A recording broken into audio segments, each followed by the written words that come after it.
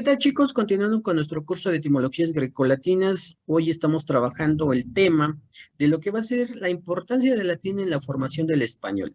Y en el caso de la formación del español o para saber el origen de esta lengua, que es el latín, vamos a tener una pequeña introducción con un texto o un fragmento del poema del Mio Cid de 1140, en confrontación con la versión moderna en prosa de mediados del este, del siglo XX, y en el cual vamos a notar algunas características. Entonces dice el texto: Mio Cid Ruy Díaz por Burgos entrove en sue campaña 60 pendones, et cien lover mujer y varone, burguesas y burguesas, por las finiestras sones, florando de los ojos tanto habían el dolor de las sus bocas, todos dicen una razón.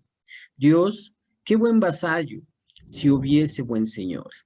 Esa es, digamos, que la versión de 1140, en la cual prácticamente nos vamos a dar cuenta que tienen algunas palabras en latín. Y si leemos la versión moderna en prosa de mediados del siglo XX, nos vamos a dar cuenta que en este caso tenemos: ya entra el Cid Ruy Díaz por Burgos, 60 pendones lo acompañan, hombres y mujeres salen a verlo, los burgaleses y las burgalesas se asoman a las ventanas, todos afligidos y llorosos, de todas las bocas sale el mismo lamento. Oh Dios, qué buen vasallo si tuviese buen señor. Entonces, vemos en este texto que tenemos del fragmento del Mio Cid de 1140, y vamos a notar algunos cambios que podemos marcar como cambios estructurales de su pronunciación y de significado. Esos son los tres cambios importantes.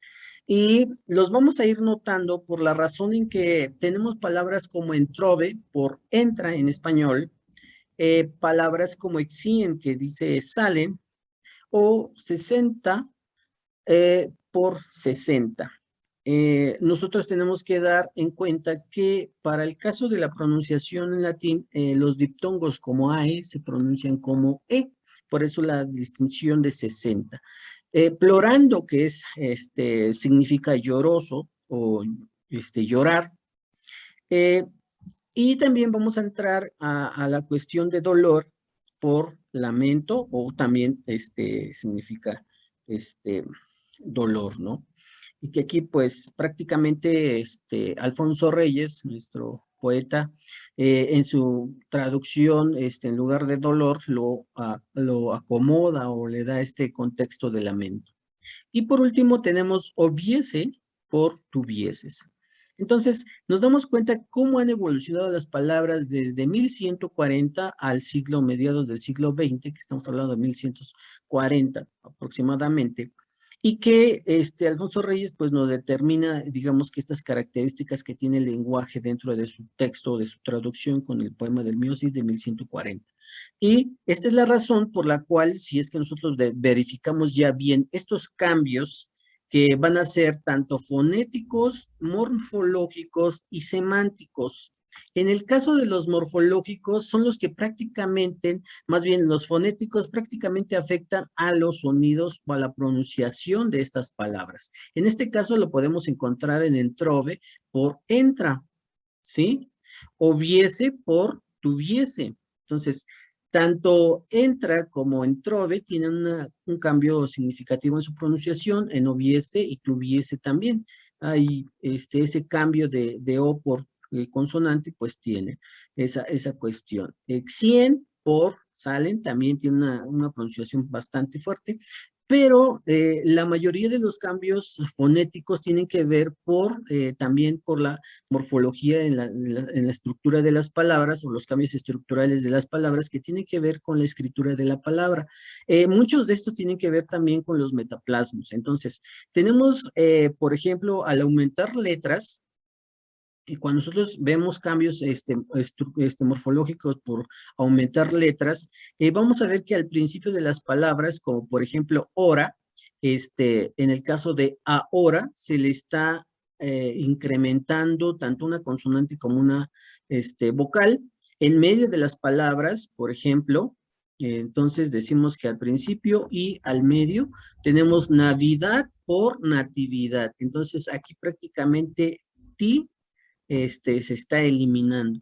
El final de las palabras, por ejemplo, mens, por mente, que solamente tenemos mens, aquí se le está aumentando esta parte.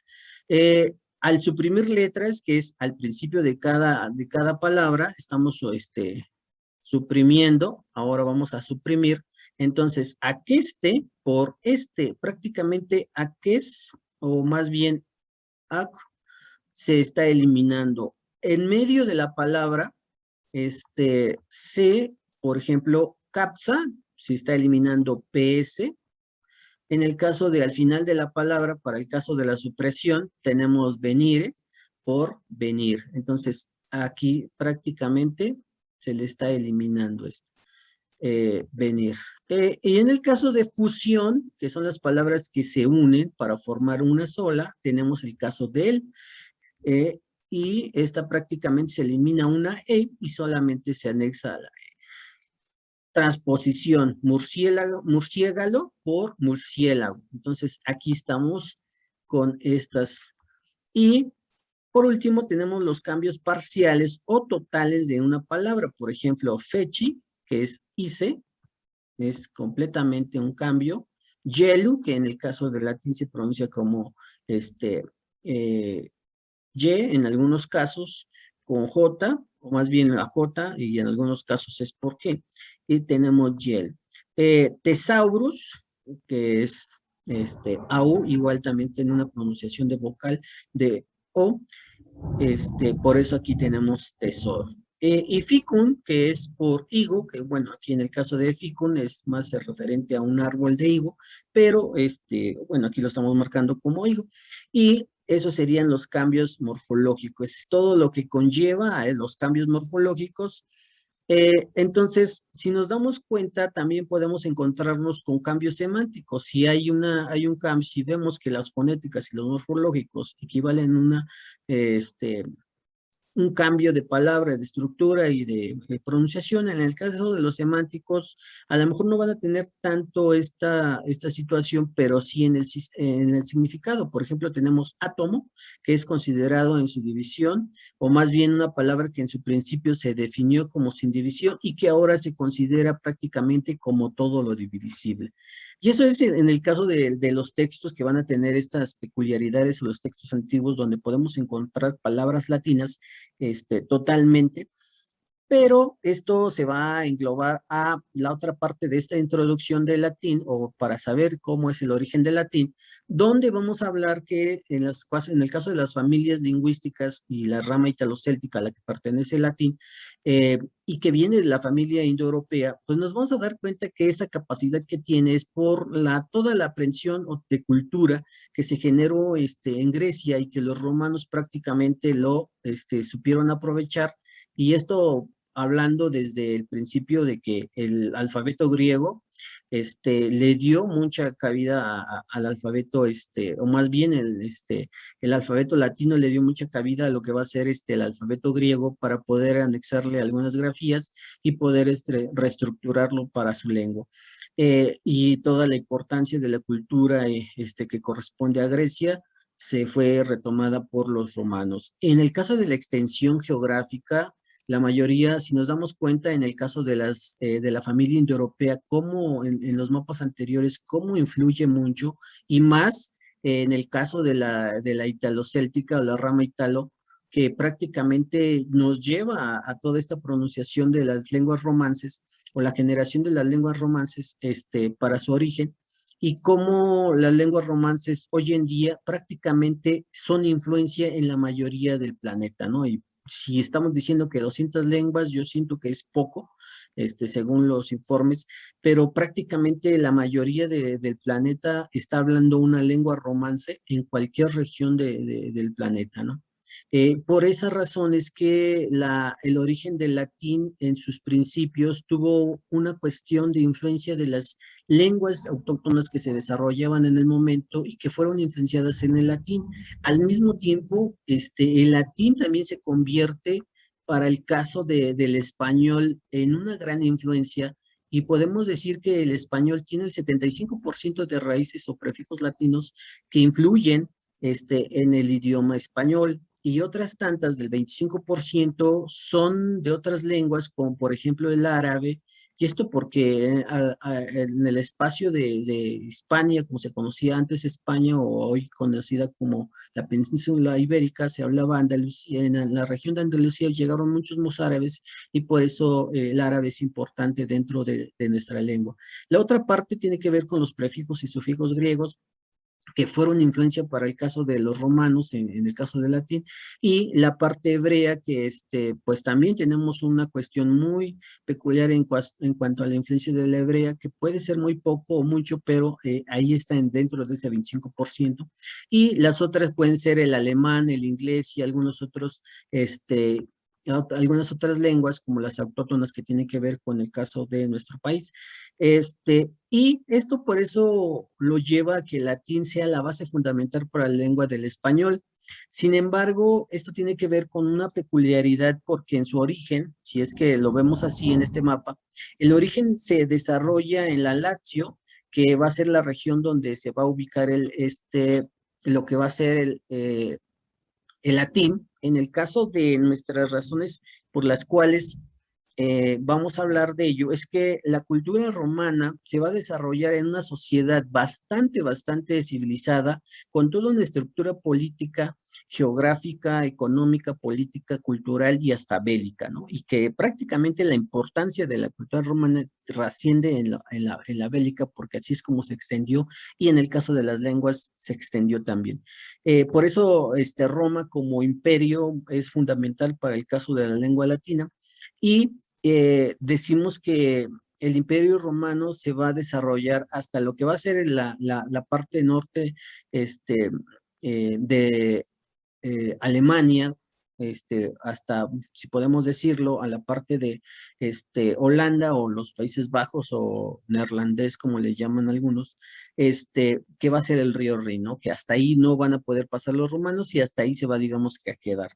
En el otro apartado podemos ver la parte del río Danubio, que es toda la parte marcada en roja que tenemos aquí, y que, si no, ahorita lo volvemos a remarcar, que es toda esta parte, que es el río Danubio, y hasta ahí van a llegar, digamos, que las influencias de los romanos.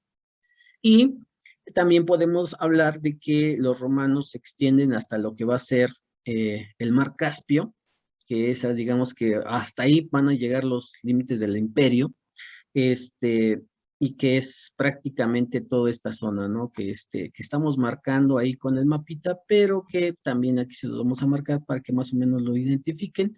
Hasta ahí estamos llegando con el Imperio Romano. Y por el otro lado, vamos a hablar acerca de lo que va a ser el río Éufrates, que va a ser entre, o la región de Macedonia, Siria y toda esa parte oriental o de Medio Oriente, donde va a estar ubicado, ¿no? Entonces, esto va a ser el Éufrates, hasta ahí van a llegar los límites del imperio. Por esa razón es que el latín tiene mucha influencia, dentro de las lenguas que hoy conocemos, ¿no? Que es Y lo que va a ser tan importante y cómo se desarrolla, digamos, o hasta dónde llegan los imperios o el imperio romano, es que nos vamos a enfocar a la parte del desierto de África.